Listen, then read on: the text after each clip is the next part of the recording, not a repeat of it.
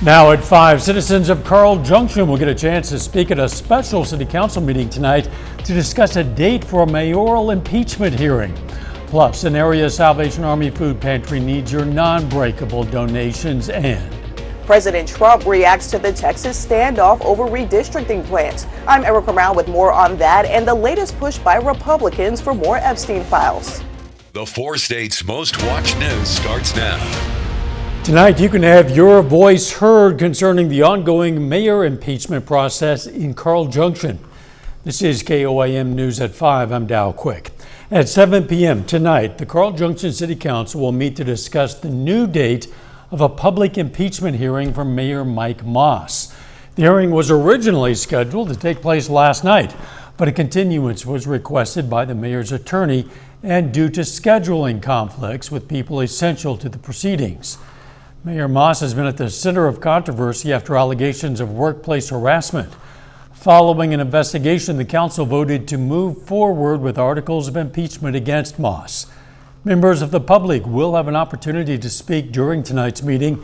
KOAM Samantha Walker will have the latest from the meeting on KOAM News at 10. The Carl Junction School District is working to grow some healthy eating habits.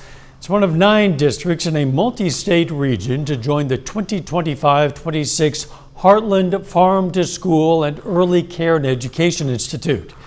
The nutrition and wellness staff will connect with local farmers to procure local foods. The idea is to help students learn about the food system as well as promote local healthy eating habits. Things that are procured and eaten locally, they taste better, they look better, they have more nutrients available to us because there's less amount of time from the time that it was picked to the time that you're eating it. So I think and I hope that they'll start to enjoy their fruits and vegetables more.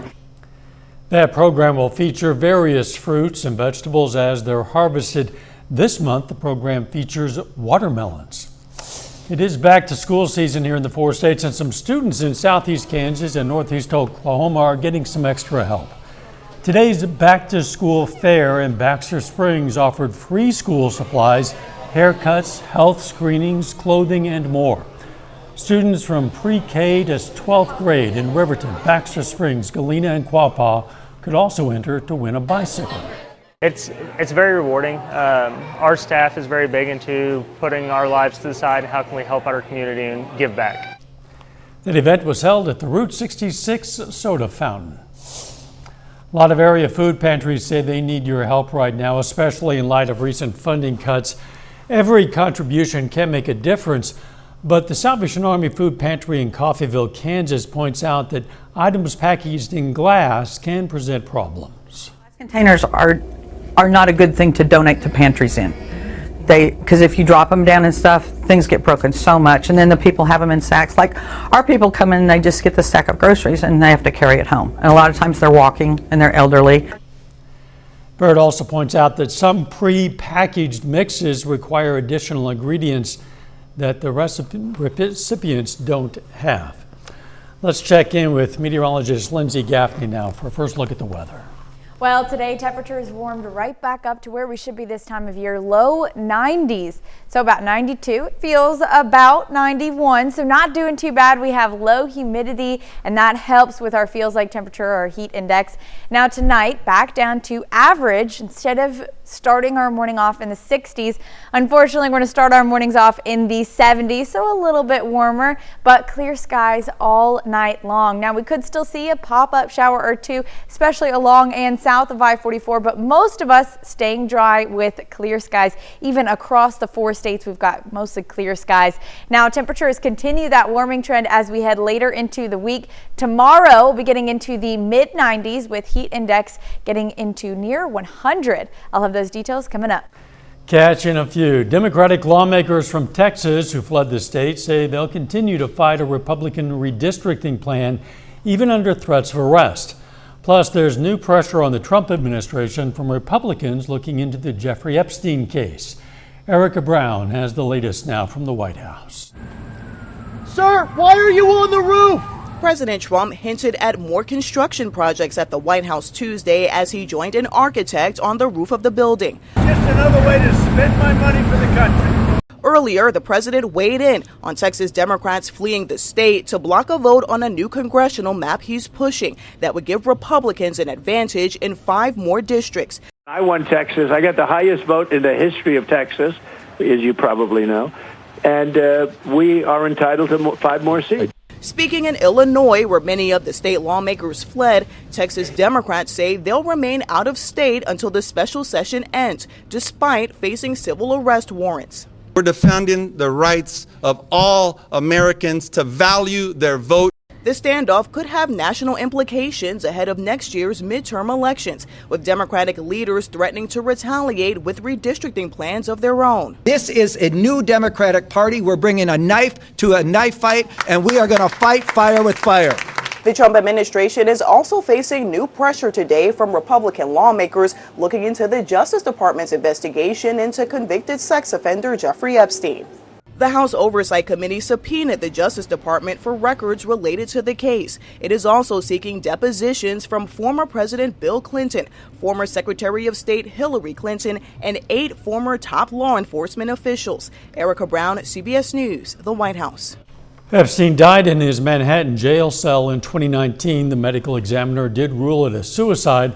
Lawmakers are seeking information from the Clintons because of the former president's past ties to the disgraced financier in the early 2000s. Still ahead, new twists on vacation plans. Going with a group instead of going it alone. I'm Wendy Gillette in Lucerne, Switzerland, with how group travel is evolving after the pandemic. But first, encouraging news concerning colon cancer among young people. That's next in Health Watch.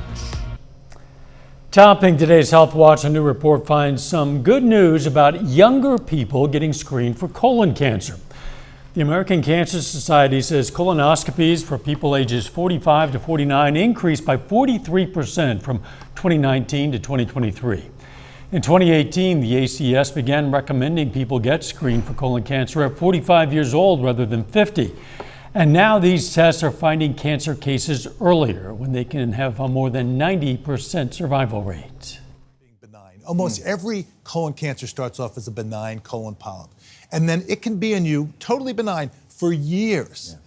Yeah. If at any point you do a colonoscopy and you find a benign polyp that was destined to become a colon cancer and you remove it, instead of getting colon cancer, you do not get colon cancer. Symptoms of colon cancer include change in bowel habits, blood in the stool, and unintended weight loss. More than 100,000 people will be diagnosed with a melanoma this year. The good news is now that treatments have advanced, death rates have declined. And as Jenna DeAngelis shows us, diagnostic tools have also greatly improved to detect and monitor skin cancers.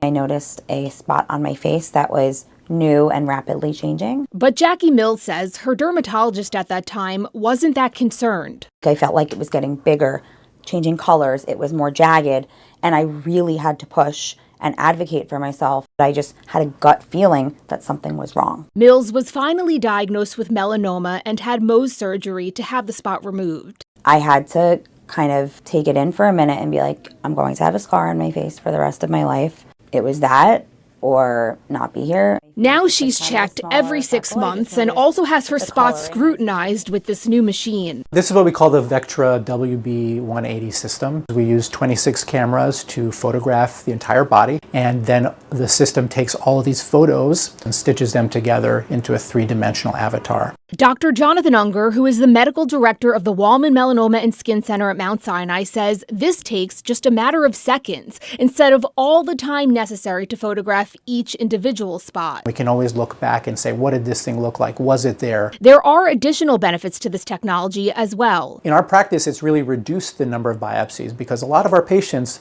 have hundreds, if not more than that, moles, all of which are irregular. This allows us to have a higher level of confidence about what we're looking at and making a decision about. Not only is Dr. Unger looking at my spots, but he's using this machine to mathematically track what's going on from year to year. It gives me the ability to take a deep breath and not be constantly worried about melanoma coming back. And if we haven't said it before, use sunscreen every day. It can help prevent sunburn, premature aging, and skin cancer. Jenna DeAngelis, CBS News, New York. This relatively new screening technology is currently being used in about 100 institutions across the country. Many adopted children in the U.S. are growing up with no health insurance. A study by the University of Maryland found big disparities in health insurance access based on how children were adopted and the legal status of their parents. Nearly 1 in 3 children adopted internationally by non-citizens have no health insurance, and 7% of children living with relatives besides their biological parents have no health insurance. Simply switching from ultra-processed foods to minimally processed foods could double your weight loss. University College London researchers asked 2 groups of people to diet, giving one group processed food meals, the other food that had been minimally processed. Even though the meals were nutritionally very similar, the minimally processed group lost twice as much weight as those who ate the more ultra-processed food. The nation's tariffs could cause an increase in cost for local shoppers. That story is coming up a little later. And a heat wave continues through the rest of the week. I'll have those details coming up. Well, as we head through the rest of the week, we're just going to see warmer and warmer temperatures, but dry weather at the least. I mean, you can see taking a look at Indigo Sky Casino and Resort out in Seneca, Missouri. Only a few clouds out there, but overall sunny skies. Now we're going to have sunny skies pretty much all week long. A couple of isolated rain chances, but really what we're going to be focusing on is the heat wave. Even today, we're at average, but we were several degrees warmer than we were yesterday. Now our low is a little bit cooler this morning. However, that's going to change tonight. We're going to be dropping down to only low 70s, about 71. Now, like I said, clear skies across the area. Might see an isolated shower or two popping up south by 44, but overall dry weather for the rest of the night tonight. And pretty low humidity as we continue into the rest of the evening as well. Now you can see 60 to 65, not bad, to maybe a little bit sticky out there. Temperatures tonight, again, dropping down to about 71. So this is pretty average for where we should be this time of year. Starting off in the low 70s, warming up to the low 90s. Now, again, dry weather all week long, but we do have these low chances, less than 10% chances to see a couple of pop-up showers. By Wednesday morning, you can see up in Kansas City, a few of those showers don't quite make it into our area, but can't count that out. Now, heading into the afternoon, sunny skies across the boards. Overall, nice afternoon, even though it's going to be a little hot. Now, our next chance of potential rain Thursday morning. Just a couple of isolated storms right in southeastern Kansas, but they dissipate pretty quickly and not expecting a big widespread threat there. Now tomorrow, temperatures again starting off in the low 70s, but warming up through the 80s to about 87 by 11 a.m. Mostly sunny, looking pretty good, but our heat risk just continues to rise as we head through the rest of the week. All right, so starting Wednesday, minor to moderate risk, not a huge threat. We're getting into the mid 90s. And then on Thursday, starting to see that moderate risk and even that major risk creeping in just south of Stockton and a couple of patches out there, southeastern Kansas and in Oklahoma as well. Now by Friday, a major risk for nearly all of us. We've got high heat index values through the next couple of days. Now tomorrow, not too bad. Upper 90s to about 100, not quite high enough to issue a heat advisory or an excessive heat warning, but we're going to keep an eye on that. Definitely going to potentially see a heat advisory issued by Thursday. As you can see, heat index up to about 101, maybe even pushing up to 102 out there in Oklahoma and maybe even southeastern Kansas. So we could start to see a couple heat advisories popping up by Thursday. Now by Friday, that's where we see our highest risk for heat. 105 in Joplin, what it's going to feel like, 107 in Parsons, 110 in Fredonia, Independence, and Nowata. Now, Friday is going to be our warmest temperature. We start to drop back down as storm chances kick back off on Saturday and through the weekend. So we're getting back down to start next week back in the low 90s. Now, again, same deal, another heat wave next week, so we're going to warm right back up to the upper 90s. Of course we will. It is August in the It is days. August. Thanks. Still to come, group travel has increased since the pandemic. We're going to see what's changing with the travel trend. Topping today's Consumer Watch, one Federal Reserve official tells CBS News that shoppers should brace for price increases, with businesses expected to pass on the cost of the Trump administration's tariffs. Companies like Procter & Gamble have already announced price hikes due to tariffs. A new poll from the Associated Press and the NORC Center for Public Affairs Research found that 53% of Americans say grocery prices are a major source of stress right now. President Trump is praising American Eagle Outfitters' controversial jeans commercial featuring actress Sydney Sweeney. On social media, the president said it's, quote, the hottest ad out there. The company's stock jumped more than 23% afterward. Tesla says it'll grant CEO Elon Musk $29 billion worth of shares. It comes 6 months after a judge revoked the company's $56 billion compensation package from Musk, which Tesla approved back in 2018. According to a regulatory filing, the $29 billion award would be forfeited and returned if the 2018 pay package is reinstated. Tesla shares have dipped 25% this year as the EV maker faces some blowback from Musk's affiliation with the president. Group travel increased in popularity after the pandemic, with travelers happy to put the problem solving into someone else's hands while they enjoy seeing the sights. Now those trips are evolving as participants seek out different types of experiences. Wendy Gillette tagged along on 2 programs to find out more in today's Travel Tuesday. A festive Hawaiian luau capped off a week-long trip to the islands with the group travel company Road Scholar. Activities included learning about folk instruments and traditions, crunching on volcanic debris after an eruption just a day earlier on the Big Island, and sampling Maui's pineapples. Road Scholar is geared toward older adults, and the average age of 72 hasn't shifted much in the company's 50-year history. But the pandemic did bring change. Solo travel has taken off post-pandemic. And particularly women-only travel. The nonprofit company has seen both categories grow about 10%, with travelers interested in Road Scholar's education-based programs. Prioritizing sort of personal growth, real purpose and real connection in their lives. Another tour from the company Tauk takes travelers on a week-long journey through Switzerland, including here to the city of Lucerne. Tauk, the first licensed tour operator in the U.S. 100 years ago, is also evolving. Small is big. People want more intimate, quiet ways of exploring all the world has to offer. About half of Tauk's land-based trips are now small groups. Carol Augustin, who lives near Orlando, joined this one because she wanted to return to Jungfraujoch, the highest train station in Europe, and minimize any hassles along the way. It's luxurious. They handle your luggage.